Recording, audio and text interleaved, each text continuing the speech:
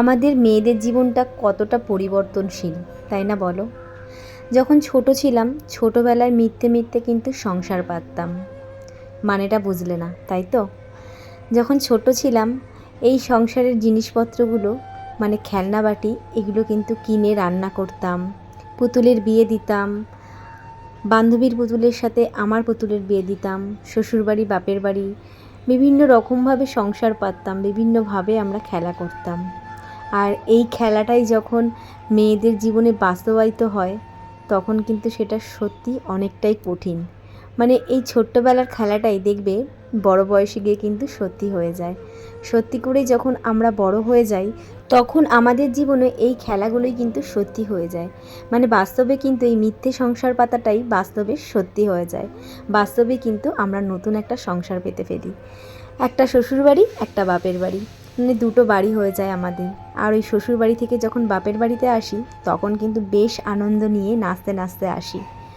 আর যখন বাড়ি ফিরি তখন কিন্তু বুক ভরা অনেকটা কষ্ট নিয়ে বাড়িতে ফিরি, কারণ শ্বশুর বাড়ি আর বাপের বাড়ির মধ্যে কিন্তু রয়েছে অনেকটা পার্থক্য। সেটা নতুন করে বোঝানোর কিছু নেই। তাই বলছি, সত্যি আমাদের মেয়েদের জীবনটা কিন্তু অনেকটা কঠিন, অনেকটা পরিবর্তনশীল, এটাই বাস্তব। দেখো, এত কথার মধ্যে তোমাদেরকে আমার পরিচয়টা দিতেই ভুলে গেছি। তো যাই হোক, শুভ সকাল বন্ধুরা। তো দীপশর্মী লাইফস্টাইলে নতুন একটা ভিডিওতে তোমাদের সবাইকে জানাচ্ছি আরও একবার স্বাগত, অনেক ভালোবাসা। তো কেমন আছো সবাই? আশা করছি সবাই অনেক ভালো আছো, অনেক সুস্থ আছো, আর আমিও অনেক ভালো আছি, অনেক সুস্থ আছি। আজ সকালবেলা ঘুম থেকে উঠেই তোমাদেরকে সাথে নিয়ে ব্লগটা শুরু করলাম। তোমরা দেখলে যে ঘুম থেকে উঠলাম, আসলে ঘুম থেকে উঠেছি কিন্তু অনেকক্ষণ। নিচের ঘরে ঘুমিয়েছিলাম, আর ঘুম থেকে উঠে দেখছি যে শরীরটা ভালো লাগছে না, মানে একটু ম্যাচ ম্যাচ করছে আর বেশ গরমও লাগছে, সে কারণে ওপরে এসে শুয়েছিলাম। তবে কিন্তু ফ্রেশ হয়ে দাঁত ব্রাশ করেই ওপরে এসেছিলাম। আর এখন ঘুম থেকে উঠে দেখছি গাছগুলো কেমন শুকিয়ে শুকিয়ে গেছে, সে কারণে গাছগুলোকে একটু জল দিয়ে আর কি তাজা করছি। সকাল সকাল আমাদের বাড়িতে কত সদস্য, সব গুড়ের সদস্য। তোমার নাম কি? তোমার নাম বলো। তোমার নাম কি? আরে তোমার নাম কি? তোমার নাম কি? না, তুমি বেজি। তো এই কুচে কুচে সদস্যগুলো দেখো এসে বসেছে এখন আমাদের বাড়িতে। আমি যতদিন এখানে থাকবো এরা সবসময় আমার সঙ্গে থাকবে, আর কিছু ঘন্টা তারপর আর আসবে না। ভালো বিট্টু, খেতে ভালো। তুমি কি খাচ্ছ? তুমি কি খাচ্ছ বিট্টু?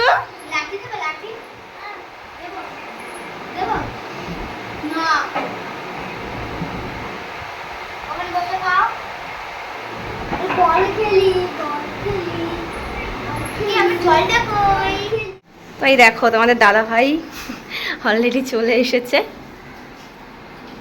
কটার ট্রেন ধরেছিলা তুমি? কটার ট্রেন ধরেছিলা? 9:27 ট্রেন ধরেছে, তাড়াতাড়ি পৌঁছে গেছো। যাও চেঞ্জ করো।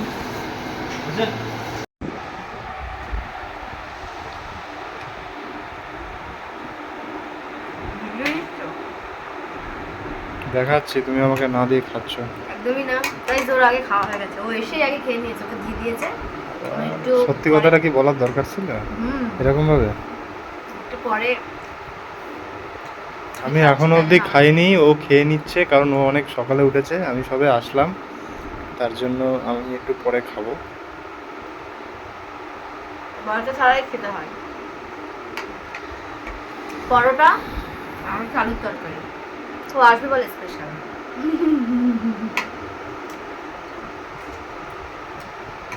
খাও। তো গাইজ, তোমাদেরকে তো বলতে ভুলেই গেছিলাম যে আজ আমি বাড়ি চলে যাব, মানে শ্বশুর বাড়িতে চলে যাব, আর সে কারণে তোমাদের দাদাভাই আমাকে নিতে আসবে। তো যাই হোক, তোমরা দেখলেই ব্লগের শুরুতে যে তোমাদের দাদাভাই কিন্তু চলে এসেছে আমাকে নিতে। তো আজ বিকেলবেলায় আর কি চলে যাব, বিকেল মানে ওই সন্ধেবেলায় বেরোবো। আর দেখো স্নান টান করে এসেছি, আর করে এসে দেখছি তোমাদের দাদাভাই অলরেডি খেতে বসে গেছে। আর আমি কি শেয়ার করবো বলো, যে ওকে কি খেতে দিয়েছে। তো যাই হোক, ওদের খাওয়া হয়ে গেছে, তারপর দেখো আমি বসেছি, আর ওই তাতুইকে একটু ডেকে নিয়েছিলাম, তো ও এসছে, ও আর আমি একসাথে খেতে বসেছি, এরপর মা খেয়ে নেবে। তো চলো ঝট করে তোমাদের সাথে একটু মেনুটা শেয়ার করি। তো দেখো আজকের মেনুতে রয়েছে পটল পোস্ত, যেটা মা খুব ভালো বানায়। আর দীপন যেহেতু খুব ভালো খায়, সে কারণে মা ওর জন্য এটা করেছে স্পেশালি। তো আজকে যা যা হয়েছে সবই আর কি দীপনের পছন্দের। আমরা দিয়ে টক ডাল, আর এটা হচ্ছে চিকেন, আর তার সাথে হচ্ছে মায়ের হাতে স্পেশাল স্পেশাল চিপস, মানে আলুগুলোকে ঝিরিঝিরি করে কেটে ভালো করে কুচিয়ে সুন্দর করে চিপসের, মানে পুরো দোকানের চিপসের মতন করে ভাজা। এটা কিন্তু বেশ ভালো পারে আমার মা।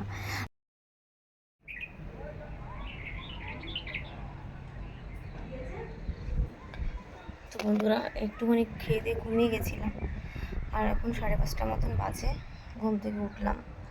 আর দেখো আকাশটা কি সুন্দর লাগছে, মানে এই ভাইয়ের ওপরের ঘরে এসে শুয়েছিলাম, কি সুন্দর হাওয়া দিচ্ছে। চলো একটু ছাদে যাই। দেখো আজকে আকাশটা, ওয়াও কি সুন্দর লাগছে। ওই দিকটা দেখো, দেখেছো কি ভাল লাগছে না বলো? সূর্য ওঠাটা কি সুন্দর লাগছে, আকাশটা আজকে দারুণ লাগছে। ওয়াও, ওই দিকটা দেখো, পুরো মনে হচ্ছে যেন হাতে আঁকা। খুব সুন্দর লাগছে আজকে ছাদটা।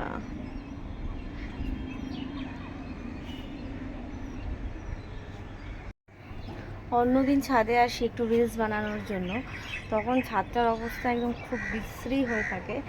মানে কী বলবো, কদিন একদম ওয়েদার খারাপ ছিল, যেদিনই আমি রিলস বানাতে যেতাম সেদিনই খালি বৃষ্টি বৃষ্টি ওয়েদার।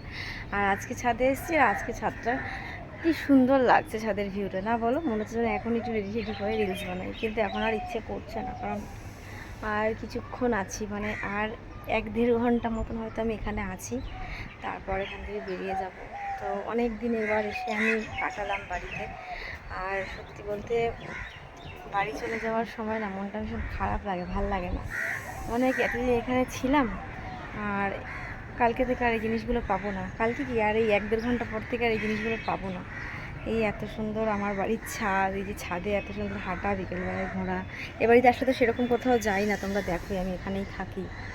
তারপরে এই যে গাছ, এই গাছগুলো আর ধরতে পারবো না, মায়ের এই ছাদের সব কিছু ধরতে পারবো না, তাই জন্য মনে হয় কি একটুখানি ছুঁয়ে যাই কিছুক্ষণের জন্য, আর একবার করে একটু টাচ করে যাই।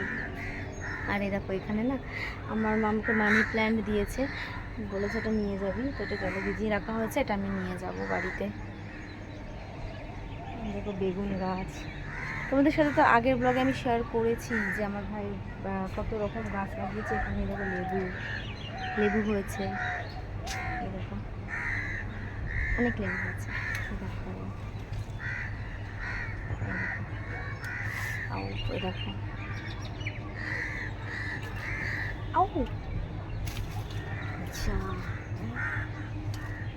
এই দেখো এই লেবুটা না, এই লেবুটা গাছ থেকে ধরতে গিয়ে ছিঁড়ে গেল, কী হবে এবার?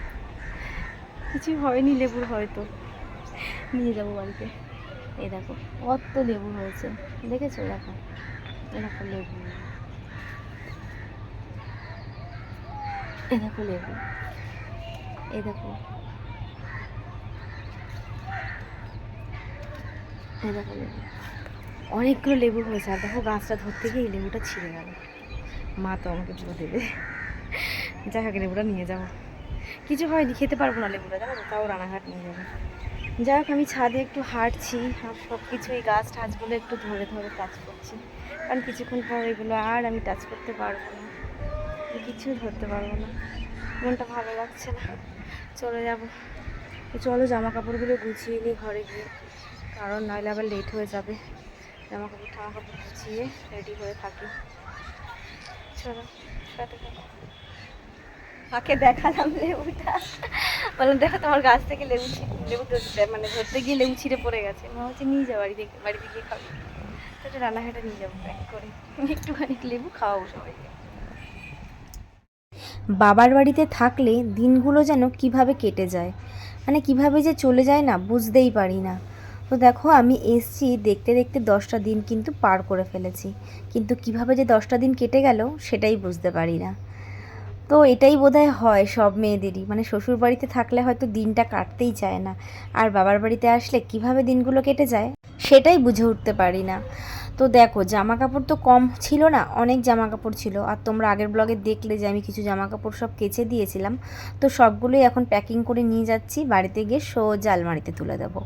তো আগের বার যখন এসেছিলাম তখন তো বেশি দিন থাকতে পারিনি, তোমরা জানো, থাকবো বলে এসেছিলাম, কিন্তু যে ভোট ছিল আমাকে মানে যেতে হয়েছিল, জরুরি যেতেই হতো, তোমাদের দাদাভাই জোর করে আমাকে মানে যেতে বললেও চলে গেছিলাম। তো সেজন্য আগের বারে যে ব্যাগটা নিয়ে এসেছিলাম সেই ব্যাগটাই দেখো রেখে গেছিলাম।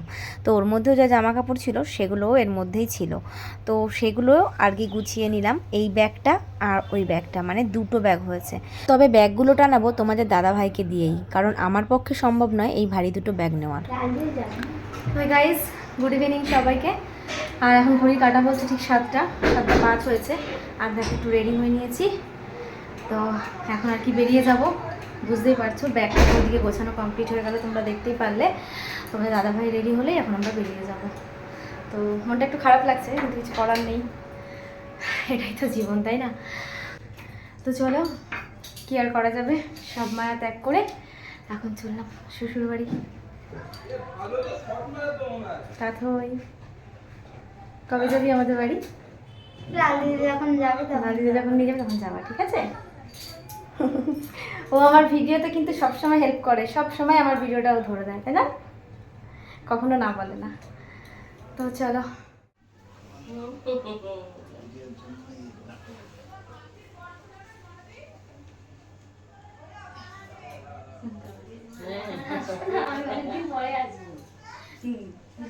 আগে যাবে না, ঠিক আছে? ফোন করবো, হ্যাঁ? ফোন তো রোজই করি।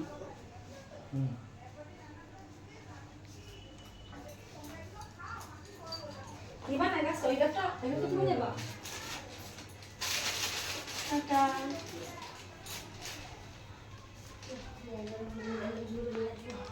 ঠাকুর প্রণাম করে আসি।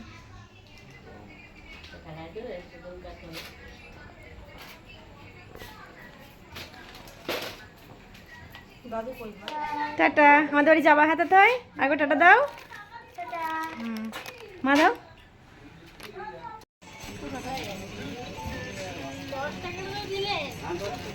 টাটা দাও।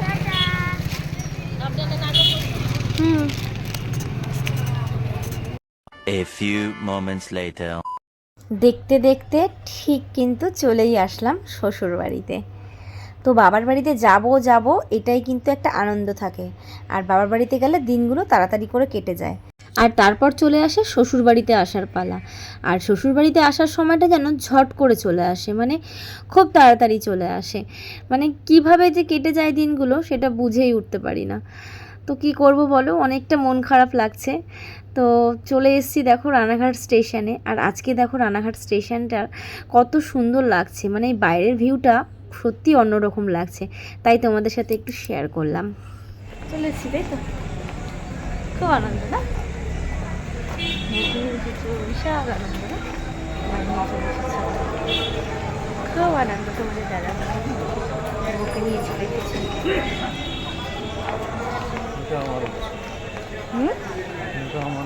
কিসের খারাপ নেই, তোমার তো আনন্দ। খুব আনন্দ। স্টেশন পুরো ফাঁকা, শুনছান 9:30 বাজে, মানে বৃষ্টি হয়েছে।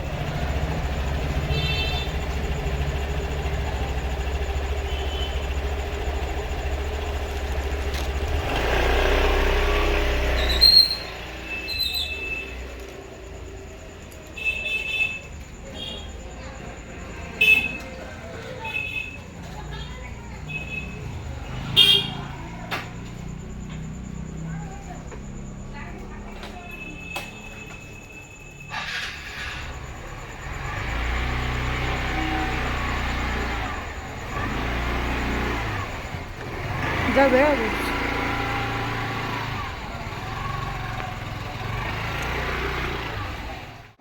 তো গাইজ, বাহ, ফাইনালি আমার ঘরে আমি ফিরলাম। আর এখন কটা বাজে জানো ঘড়িতে? 10টা বাজে।